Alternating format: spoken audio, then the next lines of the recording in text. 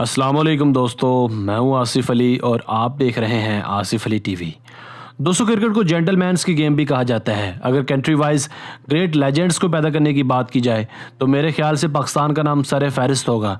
यहाँ की मट्टी ने जहाँ एक तरफ इमरान खान, वसीम अकरम और वकार यूनुस जैसे लेजेंड्स पैदा किए, वहीं दूसरी जानिब हमने बड़े बड़े लेजेंड्स को लेजेंड्स बनने से पहले ही नेस्तो नाबूद कर दिया। जी हाँ दोस्तों, हम बात करें उन पाकिस्तानी हीरो की जिन्हें हमने या फिर पीसीबी ने अपनी नालायकियों की वजह से बर्बाद कर दिया। आज की वीडियो में हम 5 ऐसे ही लेजेंड्स की लिस्ट लेकर हाजिर हुए हैं जो अपने बेपनाह टैलेंट और काबिलियत के बावजूद पीसीबी के नालायकियों की भीड़ चढ़ गए। तो चलिए शुरू करते हैं।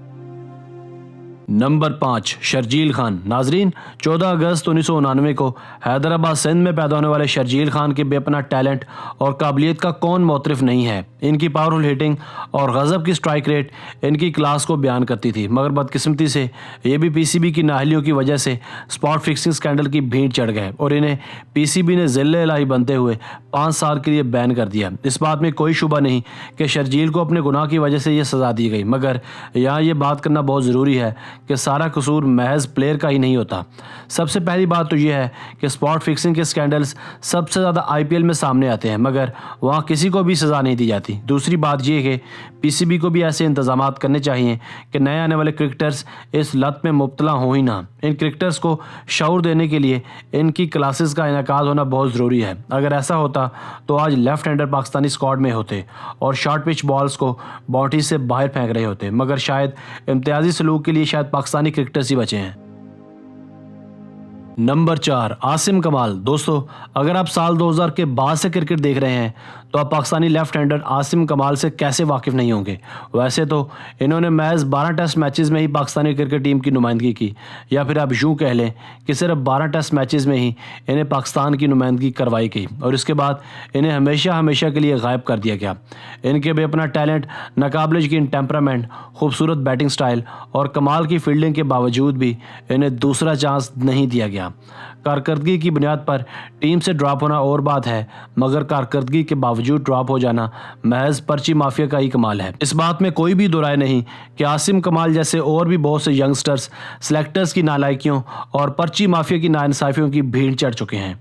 इन्हीं में एक नाम आसिम कमाल का भी था। अगर इन्हें मजीद मौके दे जाते तो आज शायद ये पाकिस्तान के लिविंग लेजेंड होते। अफसोस इस बात का नहीं कि आसिम कमाल के साथ ज्यादती हुई, दुख इस बात का है कि पर्ची माफिया का बाजार अभी भी सरगर्म है और अभी भी अकरवा परवरी अपने अरूज पर है और सैकड़ों आसिम कमाल बेपनाह टैलेंट और स्किल्स के गुमनामी की जिंदगी जी रहे हैं।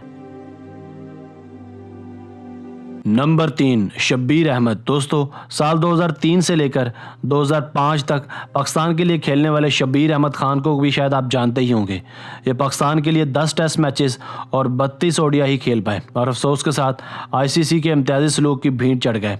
खानेवाल से ताल्लुक़ रखने वाले शब्बीर अहमद की नपी तुली बॉलिंग और बेजान विकेट्स पर भी इनके तूफानी स्पेल्स को कौन नज़रअंदाज कर सकता है। इनकी हाइट 6 फुट 5 इंच थी, जिसका फ़ायदा उठाकर ये बड़े बड़े बैट्समैन को भी मुश्किल में डाल देते थे। इनकी बॉलिंग में ग्लिंद मैगरा जैसी एक्यूरेसी थी। यही नहीं, इनकी डिलीवरीज में हमें इन स्विंग, आउट स्विंग और रिवर्स स्विंग का खूबसूरत इम्तजाज नजर आता था, मगर बदकिस्मती से खानेवाल शहर का ये सुपरस्टार आईसीसी के घटियापन का शिकार हो गया और इन्हें गैर कानूनी बॉलिंग एक्शन की वजह से 1 साल के लिए बैन कर दिया गया। 1 साल की मुसलसल सजा काटने के बाद इन्हें पीसीबी ने दोबारा लिफ्ट ही नहीं करवाई। यूं इनका टैलेंट एक मरतबा फिर से आईसीसी और पीसीबी की मुश्तरका काविशों से नेस्तो नाबूद हो गया।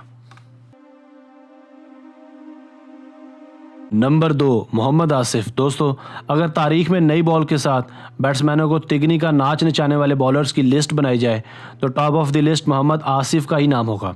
ये इन स्विंग और आउट स्विंग में जो महारत रखते थे वो आज भी याद करके दिल खून के आंसू होता है। शेखुपुरा के छोटे से देहात से ताल्लुक़ रखने वाले मोहम्मद आसिफ को अल्लाह ताला ने जो क्रिकेट की दानाई और काबिलियत अता की थी, उसे आज भी याद करके लेजेंड्स ये तमन्ना करते हैं कि काश आसिफ पर यह बैन ना लगता। उनकी पेस तो महज 130 की थी, मगर बॉल ज़मीन पर पड़ने के बाद गोली की रफ्तार से अंदर आती थी, जिसे Pietersen, Graeme Smith, Ricky Ponting, Sangakkara, याक कालिस और माइक हसी जैसे अजीम बैट्समैन भी खेलने से कासिर थे। मेरे ख्याल से मोहम्मद आसिफ को खोकर जो नुकसान पीसीबी या पाकिस्तान को बर्दाश्त करना पड़ा, वो नुकसान किसी और बॉलर के जाने से भी नहीं हुआ। मगर बदकिस्मती से आसिफ ने अपने पांव पर खुद ही कुल्हाड़ा मार लिया और चंद पैसों के एवज अपनी काबिलियत और कैरियर को बेच डाला। मगर अफसोस, एक मरतबा फिर पीसीबी ने मोहम्मद आसिफ और दीगर क्रिकेटर्स के केसेस को खुशअस्लूबी से टैकल नहीं किया, जिस वजह से इन्हें 10 साल के लिए गैर मुनसिफाना बैन कर दिया गया। मगर यहाँ एक मरतबा फिर इम्तियाजी सलूक का सामना किया गया, क्योंकि पीसीबी ने इसी स्पॉट फिक्सिंग स्कैंडल में मुलव्वस मोहम्मद आमिर पर तो वापसी के दरवाजे खोल दिए, मगर सलमान बट और मोहम्मद आसिफ पर नहीं खोले। मोहम्मद आसिफ की क्रिकेट शायद अभी चंद साल बाकी है, मगर पीसीबी अपने इम्तियाजी सलूक से बाज आ जाए तब। आसिफ 22 टेस्ट और 38 वनडे मैचेस में पाकिस्तान की नुमाइंदगी कर चुके हैं और टेस्ट मैचेस में इनका बॉलिंग औसत 23 का है, जो कि इनकी क्लास और काबिलियत को अयां करता है। नंबर 1, फवाद आलम। दोस्तों, कराची से ताल्लुक़ रखने वाले 33 साला फवाद आलम भी अपनी काबिलियत और बेहतरीन रन औसत के बावजूद पीसीबी और सेलेक्टर्स की नाइंसाफ़ियों की भीड़ चढ़े हैं। फवाद आलम का डोमेस्टिक कैरियर अगर उठाकर देखा जाए तो यह नाकाबिले यकीन तौर पर दुनिया के 50 बेहतरीन औसत रखने वाले वाहिद पाकिस्तानी हैं और इस लिस्ट में ये वाहिद पाकिस्तानी प्लेयर हैं। डोमेस्टिक कैरियर में इनका रन औसत 55 का है और ये 27 सेंचुरीज और 57 सेंचुरी स्कोर कर चुके हैं। यही नहीं, अपने पहले डेब्यू टेस्ट मैच में इन्होंने 168 रन की शानदार इनिंग्स भी खेली थी। बावजूद इसके इनका टेस्ट और वनडे मैच में रन औसत 40 से ऊपर का है, मगर फिर भी न जाने क्यों पीसीबी की नाइंसाफ़ियों का सिलसिला अब तक इन पर जारी है। यही नहीं, इन्हें जब भी टीम में मौका दिया गया इन्होंने परफॉर्म किया, मगर अफसोस इनके पास शायद पर्ची नहीं थी। इसलिए भरपूर सलाहियतों और टैलेंट के बावजूद ये अब तक चीफ सेलेक्टर्स और पीसीबी की जानिब आस बांध कर देख रहे हैं। अभी भी इनकी एज सिर्फ 33 साल है, यानी चंद साल तक ये मजीद खेल सकते हैं, मगर जो साल इनके ज़ाया कर दिए गए इनका कौन जिम्मेदार है।